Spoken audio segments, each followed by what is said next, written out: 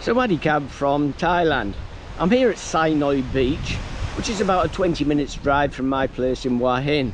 It's the high season in Thailand that runs from November until February, so Hua Hin is inundated with Farang tourists. But Sai Beach is off the beaten track for tourists, so it's a great place to come to escape the crowds during the high season.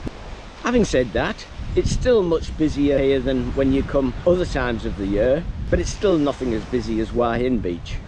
I'll be going to one of my favourite beaches at the weekend, Ban Krut Beach, which is about a 2.5 hour drive from Hua Hin. I'll probably break the journey for a night in Prachuap Khiri.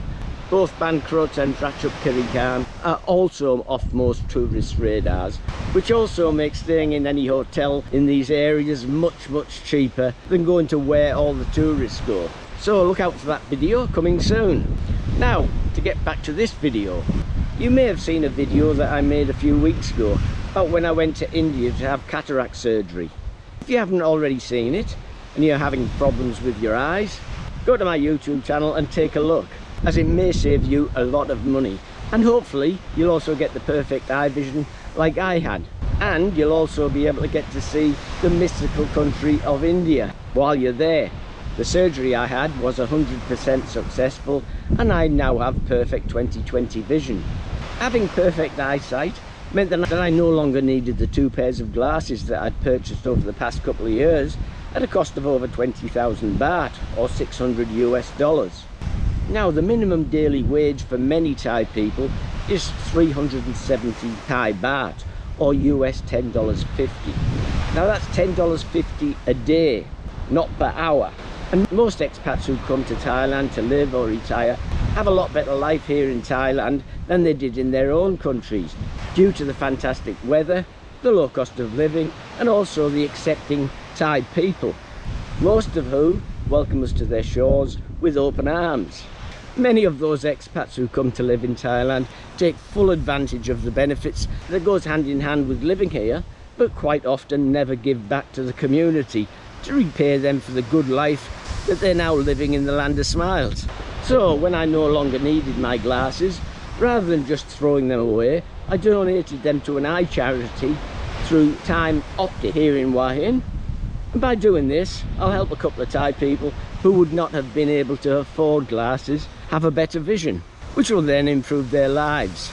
The large block of condos that I live in have a massive staff consisting of security guards, gardeners, cleaners, office staff, and when I have any clothes that I no longer need, I give them to some of the staff.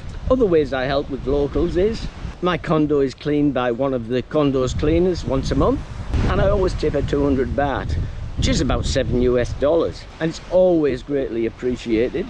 It goes a long way towards buying a meal for her and her children that evening.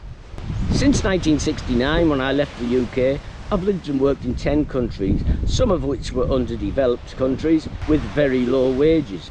In all those countries, I've always tried to help local communities by giving back whenever I could. After all, I'm living in their country and earning a good wage, so why not try to help the locals whenever I could? I did this by helping their families financially and also giving them things I no longer needed, such as clothing and other personal items that were surplus to my needs, or helping them when they were in financial difficulties. Living in Thailand, I give back as often as I can in many different ways. I nearly always leave a tip when going out for food and drinks. There's no social security system here in Thailand, so many older people who don't have family support quite often have to go around beaches and streets selling fruit and vegetables or flowers. Even if I don't need what they're selling, I often pay for the wares but don't accept them, which then allows them to sell them again and get a little more money for themselves. The presence of expats in Thailand often brings a wave of admiration from the Thai people when they contribute to the country's development in a meaningful way. Expats bring to the country a wealth of knowledge, skills and cultural perspectives that they can pass on to the local people to improve their lives. Their involvement in community projects, volunteer work and local enterprises not only help boost the economy, but also fosters a cultural exchange and understanding. The mutual collaboration creates a dynamic environment where both expats and locals learn from each other, cultivating a sense of unity and shared purpose.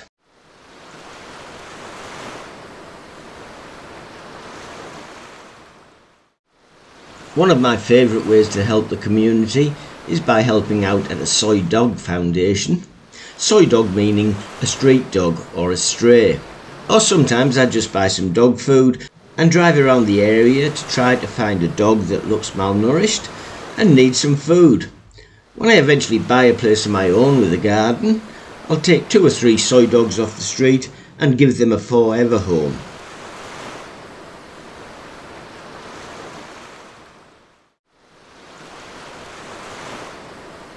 There are many ways that you can contribute to the local community. Volunteering at elephant or animal sanctuaries is a deeply rewarding experience that offers individuals the opportunity to contribute to the well-being and conservation of wildlife. These sanctuaries offer a safe haven for animals rescued from captivity, abuse or harsh conditions, providing them with an environment that closely resembles their natural habitat. Volunteers play a crucial role in maintaining the sanctuary, assisting with care and feeding of the animals. Another way that you can contribute is by direct donation and community support. By donating necessary items such as rice, canned food, clothing or school supplies directly to the local villages or temples.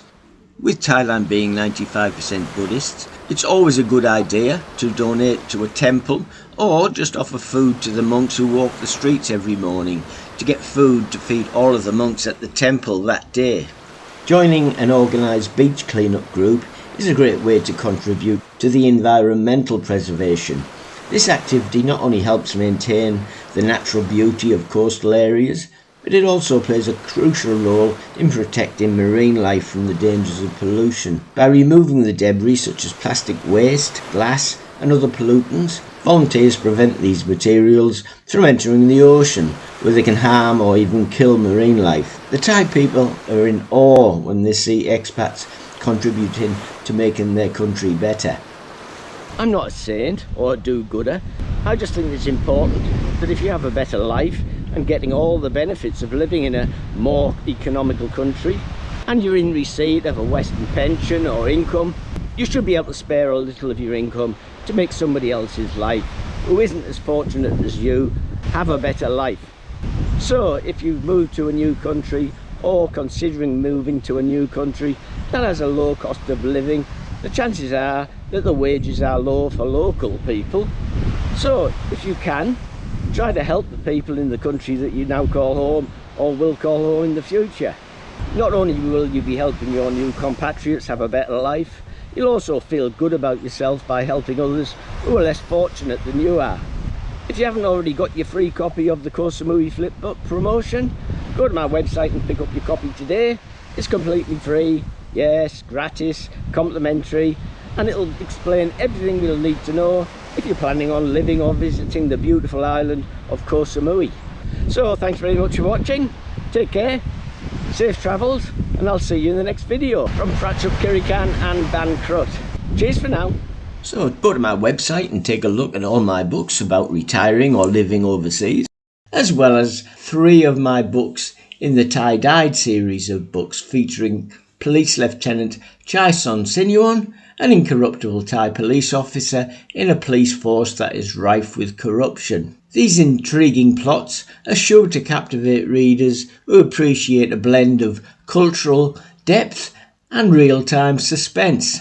For something a little different, you'll find Adolf Hitler, a work of fiction, though it's based on my own experiences when growing up in Middlesbrough during the 1950s and 1960s. This was the time of the Windrush era, where immigrants from Caribbean and other Commonwealth countries came to the UK to undertake a variety of jobs to help rebuild the nation after World War II. The book takes in the difficulties that the immigrants faced due to their ethnicity and the colour of their skin, and it's seen through the eyes of a young boy called Adolf Hitler, who started his life as a racist because he had no choice, as when he was growing up, that's all that his racist father talked about, every conversation revolved around or related to black or Asian people.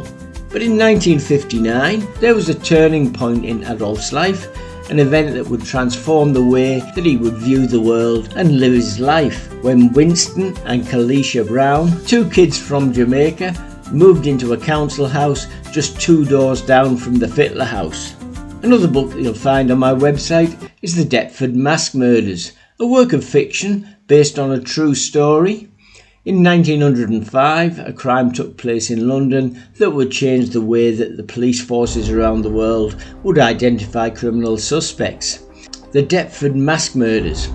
On the 27th of March in 1905, Thomas Farrow was found beaten to death in an oil and paint shop he managed in Deptford.